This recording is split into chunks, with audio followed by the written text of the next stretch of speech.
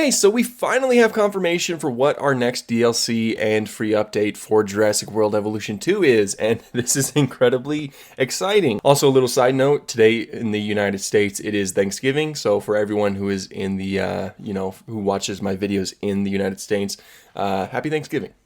But let's get into this. Now, of course, first there's the DLC being the Cretaceous Predator pack, which is going to add 4 new theropods to the game, which they look fan-flippin-tastic, and I'm really excited to start talking about them. So first of all is the Gigant Raptor, which is an enormous oviraptorosaur, the largest one that we know of so far. It looks fantastic here, especially with the kind of like bright colors on the wings and on the tail fan, as well as the kind of like bright plumage at the top of its head right before the crest. This looks fantastic.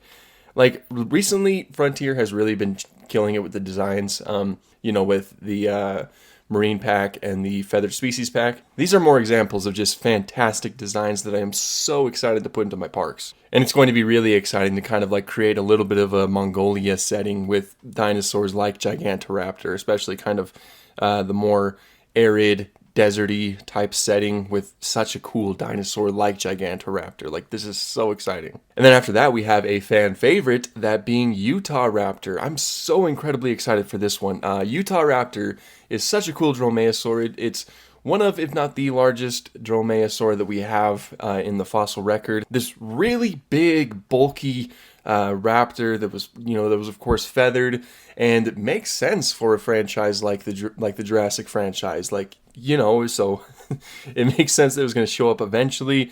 And once again, I really like its design here. I really like the way that the feathering looks and the kind of patterns that it looks like you'll be able to give it, as well as the wing-like arms, basically, as well as the tail fan at the end and the feathers on its head. It looks really good here, and I'm so excited to add it to my parks. And then the next one is an extremely exciting one, once again, that being Concavenator, the Carcharodontosaurid, a very small Carcharodontosaurid.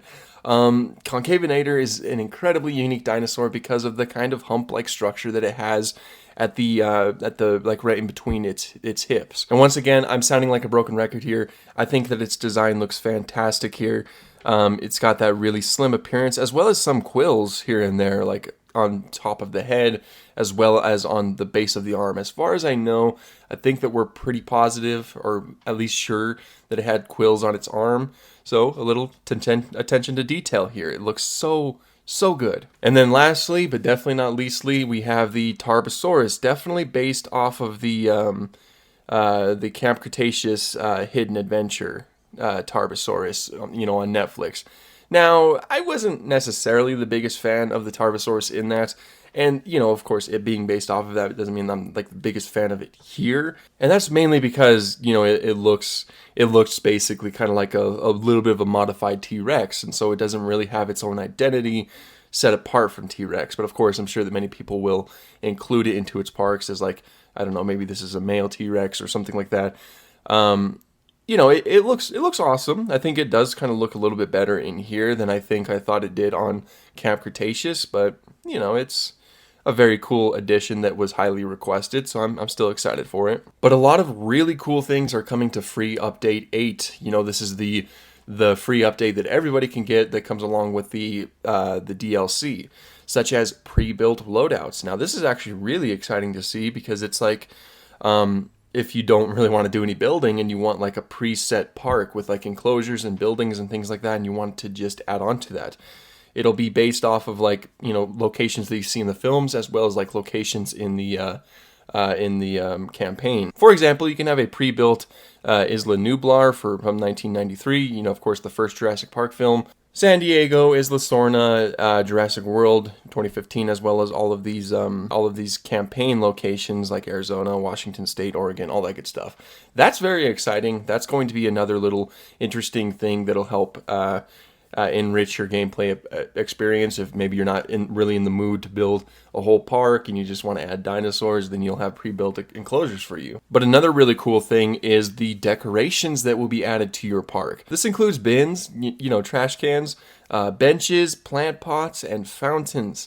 These are going to help enrich your park, that's for sure. Decorations are incredibly important to help ground your park into realism. Because if you have decorations that just feel like they belong in a zoo or an amusement park or something like that, then it's going to feel like this is a real zoo or amusement park.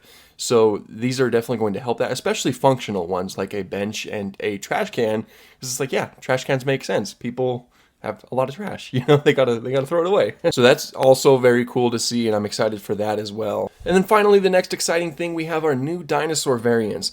These variants include Allosaurus 2022, Dimorphodon 2022, Pteranodon 2001, Brachiosaurus 2001, and Stegosaurus 1997. I assume just variations off of these ones here. The image we get is of the Allosaurus with this really cool looking color. Like, I really like the way that it looks. It kind of looks a little bit like more naturalistic to me.